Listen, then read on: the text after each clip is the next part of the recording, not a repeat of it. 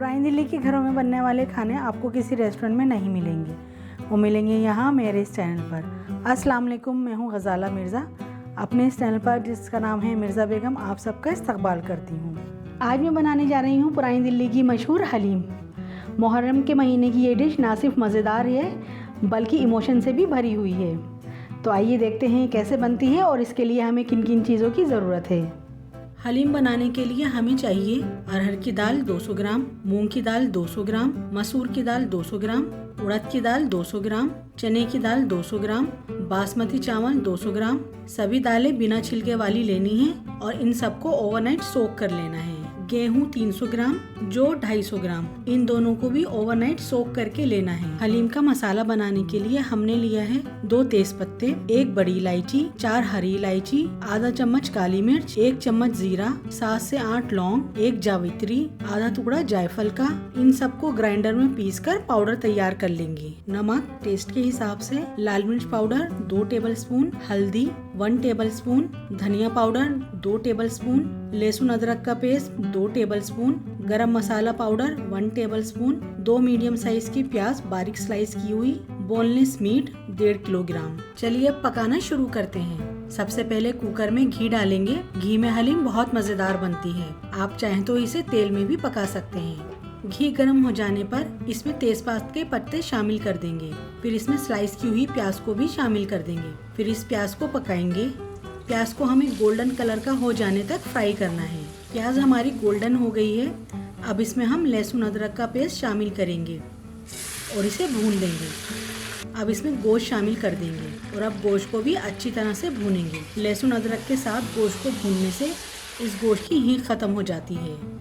अब इसमें हम सूखे मसाले शामिल करेंगे। नमक अपने टेस्ट के हिसाब से डालेंगे। 1 टीस्पून हल्दी पाउडर, धनिया पाउडर 2 टेबलस्पून, लाल मिर्च पाउडर भी आप अपने टेस्ट के हिसाब से ही शामिल कीजिए। और आखिर में 1.5 टीस्पून गरम मसाले का पाउडर भी इसमें शामिल कर देंगे। और अब इन सब मसालों को गोश्त के साथ अच्छी तरह से मिक्स करते हुए भूनते जाएंगे। यहाँ मैं 1 कटोरी दही शामिल कर रही हूँ। दही ऑप्शनल है, आप डालना चाहें तो डाल सकते हैं वरना स्किप भी कर सकते हैं। अब दही को भी गोश्त में अच्छी तरह से मिक्स कर देंगे और हाई फ्लेम पर अच्छी तरह से भून लेंगे।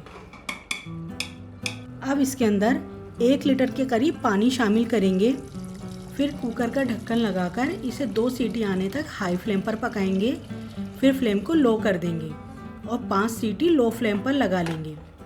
ऐसा करने से गोश्त अच्छी तरह से गल जाएगा, जैसा हमें चाहिए उतना। चलिए अब दालें भी उबाल लेते हैं। तो सभी भीगी हुई दालें और चावल को कुकर में डाल लेंगे।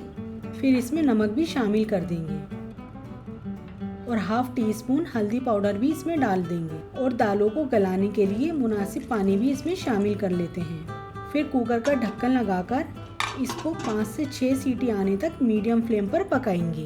अब पहले से भीगे हुए जौ और गेहूं को भी प्रेशर कुकर में डालकर इसमें आधा लीटर पानी शामिल करेंगे और ढक्कन लगाकर इनको पूरी तरह से गल जाने तक पकाएंगे।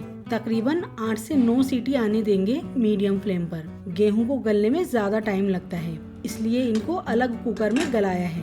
आप चाहें तो इन्हें दालों के साथ भी गला सकते हैं। तो सीटियां आ चुकी हैं, अब चेक कर लेते हैं। देखिए गोश्त कितनी अच्छी तरह से गल गया है।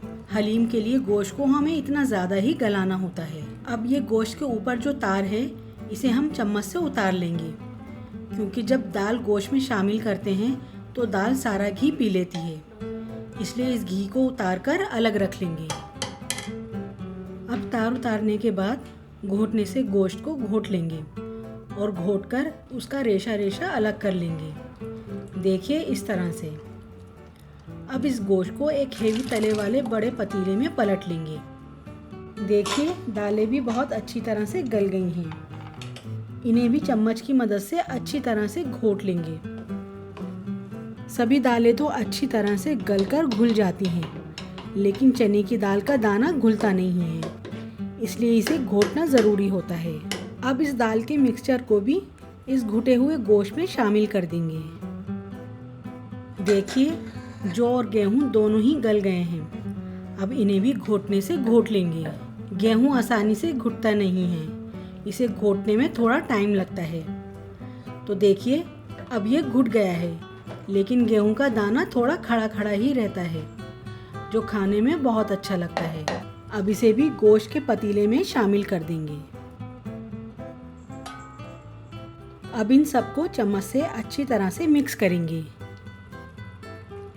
आज हलीम बनाते हुए मेरे बचपन की कुछ यादें ताज़ा हो गई हैं। पुरानी दिल्ली की तंग गलियां, जहां मुहर्रम के दिनों में हलीम की खुशबू हर तरफ फैली रहती थी। जामा मस्जिद के आसपास की सड़कें खाने पीने के स्टॉल से भरी होती थीं और बाज़ार में रौनकें लगी होती थीं। अब अच्छी तरह से मिक्स करने के बाद इसमें गरम मसाला डालेंगे और अब इसे घोटने से घोटना शुरू करेंगे। सबसे ख़ास प्रोसेस इस रेसिपी में इसे अच्छी तरह से घोटना ही है।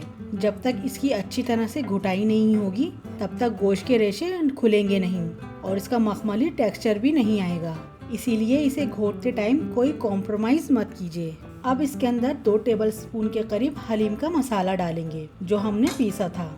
ये मसाला डालने के बाद हलीम की खुशबू और भी ज़्यादा बढ़ जाती है।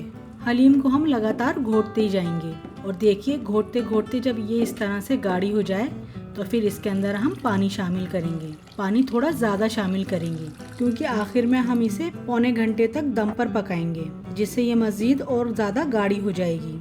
इसे हम घोटते जाएंगे और अब इसमें हम ये तार डालेंगे जो हमने गोश्त उबालने के बाद उतारा था। इसको भी घोटते हुए हलीम में मिक्स करते जाएंगे। अब ये बहुत अच्छी तरह से घुट गई है, तो बस अब इसे ढककर दम पर पकने रख देंगे तकरीबन 45 मिनट के लिए।